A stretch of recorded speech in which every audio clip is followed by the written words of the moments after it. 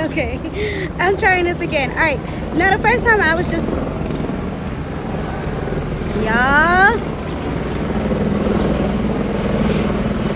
hold on.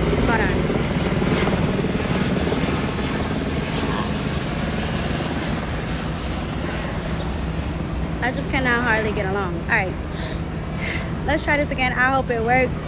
But anywho, hey. Okay, so today, let me try to get this out. I'm checking this on another device this time. The first time I was just trying to see if it actually worked, and it did, surprisingly, and I wasn't really sure that it would actually work. But okay, so anywho, like I was saying before, I was really interrupted, and y'all pray for me because why are people in front of me getting on motorcycles like they're about to ride down here, and the motorcycles are loud, and I just cannot get along. Anywho, my name is Tiana, and I do a whole bunch of stuff on this channel, but following my micro lock journey is one of them. I follow other lock journeys too. My sister who has traditional locks, my niece who has traditional locks, but hers are kind of small for the time being, and my sisters are a little bit larger, and then of course mine with micro locks, and I do show other people who have locks as well. Anywho, so yes, so obviously my channel is mostly about hair, and there's a lot of things that I love to do, and I try to bring to the channel, but hair is the biggest so yeah, so thank you all for logging on. I hope, don't forget to thumbs up, don't forget to subscribe, all of that fun stuff, you know, and let me know that you like it. All right, so today I figured I would share what made me become a stylist in the first place. So I'm going to try to tell this story off the top of my head, and just kind of give you a little bit of insight as to why I became a stylist, and yeah, why I just came to love hair as much as I do. All right, so let's see, as a young girl, and especially as a young black girl, you know, we just, in the 90s, you didn't know as much about hair and as much about black hair as we do now. And thank God for, like, I guess like maybe 2000s, I want to say like 2010 is when like the whole natural hair movement happened, and then everybody just learned so much more about natural hair, and we really learned how to care for our hair as a community. But growing up in the 90s, that was not the case, and we're coming off of when we just thought it was right for us to relax our hair. So that's what was happening with me. My hair was getting relaxed like almost every other little black girl. My hair was getting relaxed, but my hair hated it so much. But at the time, we just kind of thought that I just had hair, right? Like I just had hair, wouldn't be the same as everybody. We didn't really know about it. And now, as a young child, so I am the third child out of 10 children. So I'm the third out of 10. So I'm one of the, I'm the beginner, right? I'm the beginning of our clan. So my mother, she was like a tomboy, and it took posing for pictures, all that fun stuff. Hey, Shades of Sage. So yeah, so we were girly girls, and my mom was a tomboy, so she was not big into like, in the 90s, getting a relaxer was plain and simple. So that is what they did, and then, you know, they tried to figure out, I guess, like how to care for my hair, but they never could really figure it out. And like I said, at the time we just thought, well, I just got weird hair.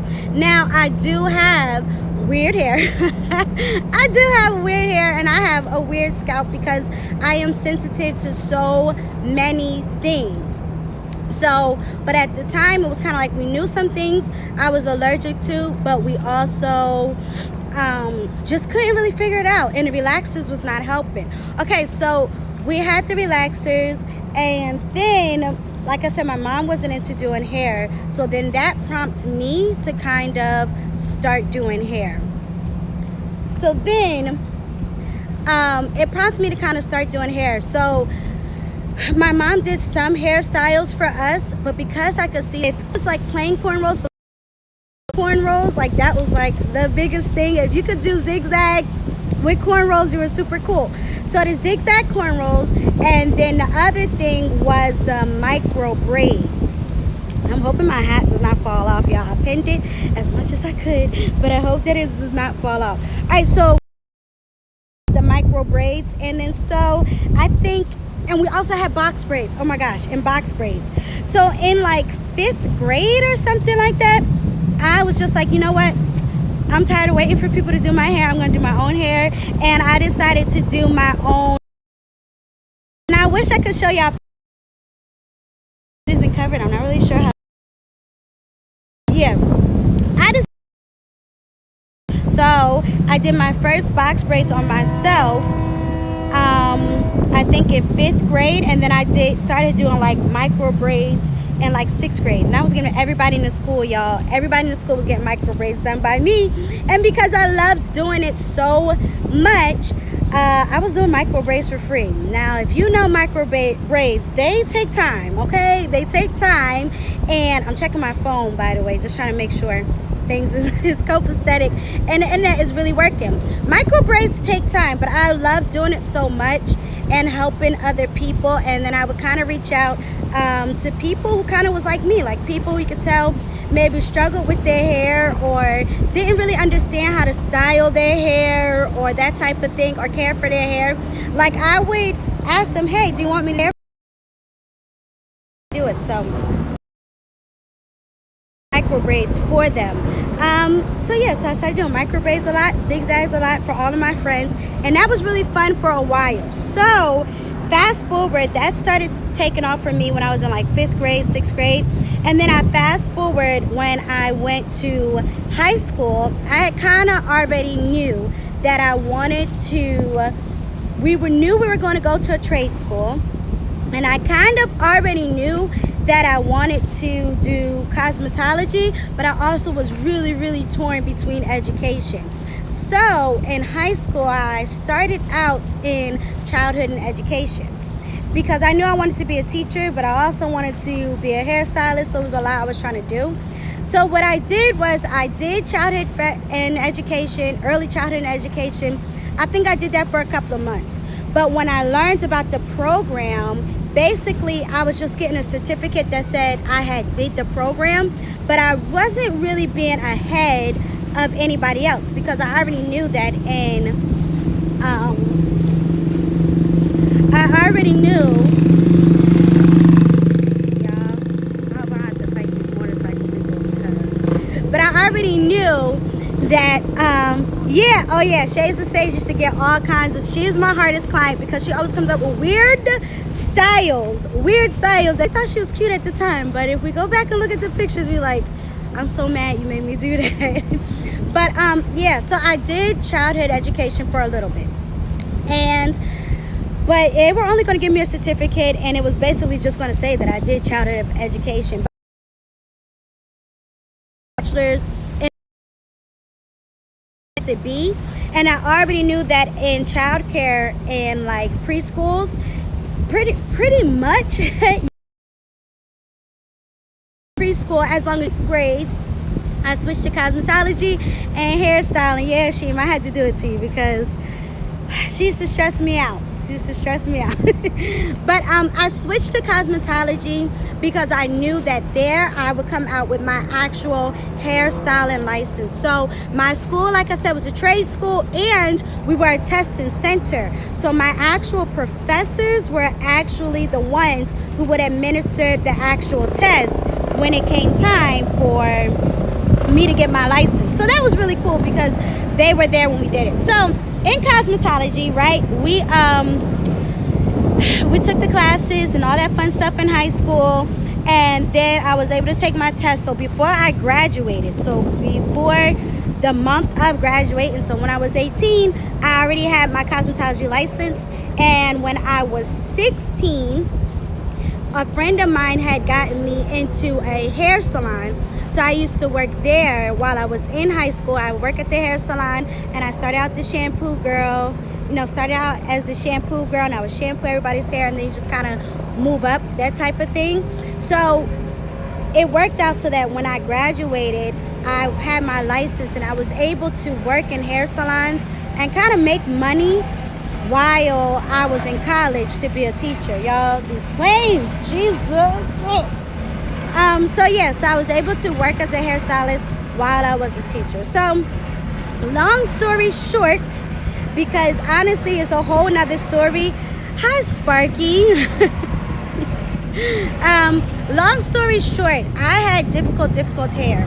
And difficult as in you just could not do anything that you wanted with my hair and it fly. Like, it would break off or it would be dry. It just was not good at all. And it took us a while to kind of learn that, you know what, my hair had to be done a particular way. So a whole nother story is what made us go natural. And it wasn't until I went natural that my hair really was like, oh, okay, we like this, we could do this. And that made me understand that all hair types and all hair curls and all kinds of stuff, like, our hair is different and you really cannot do the same thing to everybody's hair. But yeah, in a nutshell, you know, I started doing my own hair when I was younger just because I could tell people were struggling with it. And I did always like hair, and I did not like walking around with my hair undone. I didn't like that either. So when you're like waiting on somebody else to do your hair, I didn't like that in between stage of waiting on someone else to do your hair because you didn't know how to do it. So I didn't want to really rely on my mom or anybody else to kind of do my hair for me. I wanted to be able to do it myself. So that made me start looking up, not even looking up, but just kind of figuring out how I can do it and then finding different styles. And thank God for my sisters. I did a lot of styles and practice styles on them. My mom, a lot of practice styles on her. And my friends at the time, well, again, I'm giving out all this good work for free, so no wonder. But my friends at the time would let me do just about anything. And I would just try all the stuff that I wanted to do. I would try out on their hair and they would like it. So then they would like, hey, can you do my hair for this? Can you do my hair for that? And even I think, I'm not sure, I think I did some of my cousin's hair, but yeah, I used to start doing everybody's hair. But the bad thing is I was doing it for free. Just as, eventually I did have to start charging people, but still I like doing it, so it didn't bother me to do it for free. And I also, like I said, I got to practice a lot of things. Hey Sparky, what's your question? I hope it's a good question, Sparky. I'm nervous because your picture is scary a little bit, so I'm nervous. So I hope it's a good question. But yes, if you have any questions, go ahead and get them in. What I hope to do on Friday is tell you all what made me go natural. That really taught me how to care for hair. And when I first started doing hair, I was just styling it. Like, I was just giving people whatever style they wanted to do. That was what I was doing. That was what I was concerned with, because I didn't understand. And I was young too, starting out, so I didn't really understand that you have to care for hair. Like, you have to care for hair, and you have to care for just like you gotta care for everything else. Like, you gotta care for your health, you gotta care for your skin. Like, I didn't understand that at the time, so I started out with just styling hair and doing any kind of style I wanted, finding out what products was good. And then when I went natural, then I understood why certain products were good and why certain styles and hair things were better for your hair, and why my hair was so different. What made mine so much different than like my sister's hair or my mother's hair, who seemed like they could do something simple. So yeah, hopefully I will come back on Friday and I will explain, I guess, how I went natural. And yes, so if you have any other questions, go ahead and get them in. Hopefully they're coming in on time. But yes, thank you all for stopping by. Don't forget to give me a thumbs up. Do not forget to subscribe, y'all. I am at 718 last I checked, and I'm really trying hard to get to 1,000, especially before school starts again, because YouTube is a lot to edit and stuff, and then on top of editing, you gotta upload. It's just a lot to do when you're working another full-time job. So I'm able to do some of this stuff because it's summertime. I have a little break from school, but I'm really trying to reach that 1,000 as soon as possible so that I don't lose all the good watch time that I have. So go ahead and give this video a thumbs up. Go ahead and subscribe. Thank you so much for tuning in. I hope you enjoyed the video. Figure out the internet, and it took me a while to figure out the internet and get it on for you guys. I was standing in a particular spot hoping that the internet don't give out on me.